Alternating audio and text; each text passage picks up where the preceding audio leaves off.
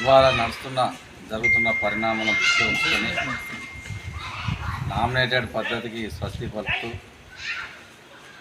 మరి క్షేత్రస్థాయి నుంచి పద్మశాలి కులస్తులు కానీ చేనేత కార్మికులు కానీ సహకార సంఘాల అధ్యక్షులు కానీ మరి సంస్థాగతంగా బలోపేతం చేయాలని రాష్ట్ర స్థాయిలో మా కులానికి సంబంధించినటువంటి మేధావులు ఐఏఎస్లు కానీ ఐపీఎస్లు కానీ బిజినెస్ మ్యాగ్నెట్స్ కానీ నేత కార్మికులు కానీ మరి ఓటు హక్కు ద్వారానే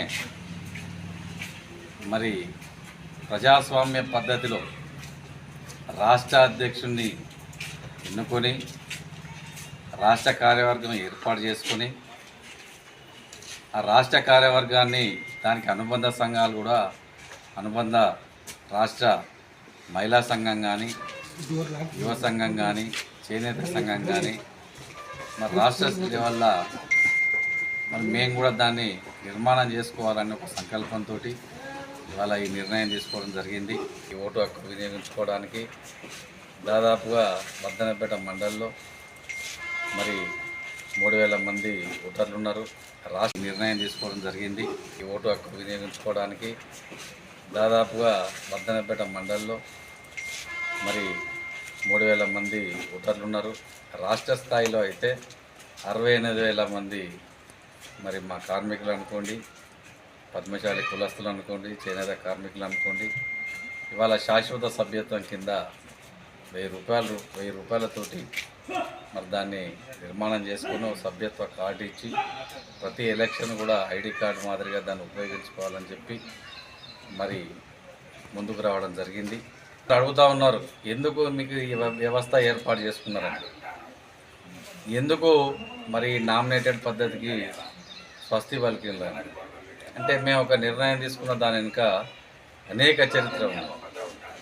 ఇవాళ ప్రతి కార్మికుడు ఓటేసి ఓటు హక్కును వినియోగించుకొని మాకు మా సంఘాలకు మా కులానికి ఓ జవాబుదారితనంగా ఉండాలని, అదేవిధంగా ప్రస్తుత రాష్ట్ర అధ్యక్షుడు కానీ కార్యవర్గం కానీ మరి ఏమైనా లోటుపాటులు చేసినా మరి వక్ర మార్గంగా నడిచినా అదే ప్రజాస్వామ్య పద్ధతిలో ఆ కార్యవర్గం కూడా నిర్మూలంగా రాష్ట్ర అధ్యక్షుడు అనుకోండి ఎవరు తప్పు చేస్తే వాళ్ళను కూడా మరి వాళ్ళను గద్దెదించే ప్రయత్నం కూడా మేము బయలాలో పొందుపరిచినాం. అదేవిధంగా రాష్ట్ర కార్యవర్గం అన్ని రాష్ట్రాలు కూడా అఖిల భారత పద్మశాలి సంఘం కింద ఇదే నామినేటెడ్ పద్ధతిలో ఉండేది. ఇవాళ ఒక్క తెలంగాణ రాష్ట్రం ఇలా ఈ పద్ధతి పెట్టి ఇవాళ ఆంధ్రప్రదేశ్ కూడా ఈ పద్ధతిగానే మేము పోతాం అని చెప్పి అక్కడ కూడా సమీకరణాలు చేసుకుంటా ఉన్నారు. ఉన్నటువంటి 29 రాష్ట్రాల్లో కూడా మరి ఈ పద్ధతిగానే మేము వెళ్ళి ఈ రాష్ట్ర కార్యవర్గం ఏదైతే ఉన్నదో వీళ్ళంతా కలిసి మరి జాతీయ అధ్యక్షుడిని ఎన్నుకోవాలనే కాన్సెప్ట్తో బైలా కూడా తయారు చేయడం జరిగింది. ప్రభుత్వ ఆమోదితంగా సహకార సంఘాలకు అనుగుణంగా రిజిస్ట్రేషన్ ప్రాతిపదిక మీద ఏదో ఆషామాయిషిగా మేము నిర్మాణం చేసుకున్నది కాదు. ప్రభుత్వానికి అనుగుణంగా చట్టంలో రూపకల్పన చేసి ప్రభుత్వాలకు అనుగుణంగా అక్కడున్న రాష్ట్ర ప్రభుత్వాలకు సహకార సంఘాల చట్టాలకు అనుగుణంగా తయారు చేయబడి ఉద్యమంలో మొట్టమొదటిగా బ్రిటిష్ వాళ్ళు తరిమి కొట్టే విధానానికి పద్మశాలి కులమే సింహభాగంగా పాల్గొనడం జరిగింది. ఆ రోజు ఉన్నటువంటి మరి మా కులస్తులు అప్పుడున్నటువంటి స్వాతంత్ర్యం వచ్చిన తర్వాత రాజ్యాధికారంలో కూడా సింహభాగంలో ఉండేది అన్ని రాష్ట్రాలలో. ఈ సహకార సంస్థలు కానీ కులాలు కానీ మా దగ్గర ఉన్నటువంటి అన్ని రాష్ట్రాలలో ఈ నామినేటెడ్ పద్ధతిలో సంఘాలు భ్రష్టు పట్టిపోయి ఆ ప్రభుత్వాల దగ్గర ఉనికి కోల్పోయి ప్రభుత్వ పరంగా రాష్ట్ర ప్రభుత్వాల పరంగా కానీ కేంద్ర ప్రభుత్వాల పరంగా కానీ మాకు రావాల్సిన రాయితీలు సబ్సిడీలు జిఎస్టీ లాంటి వాటిని కూడా మాకు మరి చెందకుండా ప్రభుత్వాలు కేంద్ర రాష్ట్ర ప్రభుత్వాలు కూడా పట్టించుకోకుండా మరి ఈ విధంగా నిర్వీర్యం చేస్తూ ఉంటే రాబో తరాలకు మాకున్నటువంటి పద్మశాలి కులస్తులటువంటి మేధావి యువకులు ఎంతోమంది ఉత్సాహవంతులు కూడా మరి ఎన్నో ఇవాళ బీటెక్ డిజైనింగ్ టెక్నాలజీ అనే ఒక బీటెక్లో ఒక భాగంగా చేనేత రంగానికి సంబంధించినటువంటిది.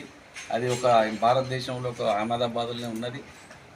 రావాలని చెప్పి కూడా ప్రధానమంత్రిని కలిసి మరి ఒక మెమోరాండం కూడా ఇవ్వడం జరిగింది. కాబట్టి ఇవాళ జరుగుతున్నటువంటి రాష్ట్రం బైఫర్గేషన్ అయిన తర్వాత మన రాష్ట్రం తీసుకున్నట్టయితే ఇవాళ ఇక్కడ రాజకీయాలు తెలంగాణ రాష్ట్రంలో కులాల దామాషా మీద, కులాల ప్రాతిపదిక మీద, కులాల ఓటర్ లిస్టు మీదనే ఇవాళ రాజకీయ పార్టీలు ఇక్కడ ప్రభుత్వం ఏర్పాటు చేస్తూ ఉన్నారు. 1% ఉన్నటువంటి మా పద్మశాలి కులం తెలంగాణలో, అదే భారతదేశంలో 16.5% మేము భారతదేశంలో ప్రస్తుతం ఇండియా మొత్తంలో అన్ని రాష్ట్రాలలో ఉన్నాం. ఇంత పాపులేషన్ ఉన్న మాకు మరి మేము ప్రభుత్వ పరంగా వచ్చే వాటిని మరి మాకు అందకుండా అందరిని ద్రాక్ష పనులు అవుతూ ఉన్నాయి.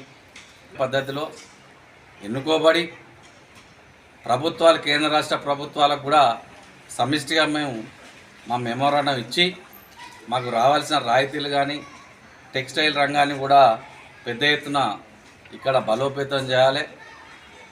ఈ తెలంగాణలో కూడా ఇవాళ మనం చూసినట్టయితే సింహభాగంలో ఉన్నటువంటి మేము మరి ప్రస్తుత ముఖ్యమంత్రిని కూడా ఈ ఎలక్షన్ తర్వాత మరి గౌరవ ముఖ్యమంత్రి రేవంత్ రెడ్డి గారిని కూడా కలిసి ఈ అధ్యక్షుని ఎన్నిక అయిన తర్వాత ఒక మెమోరాండం ఇచ్చి మాకు రావాల్సిన వాటాను మేము తీసుకోవాలనే సంకల్పంతో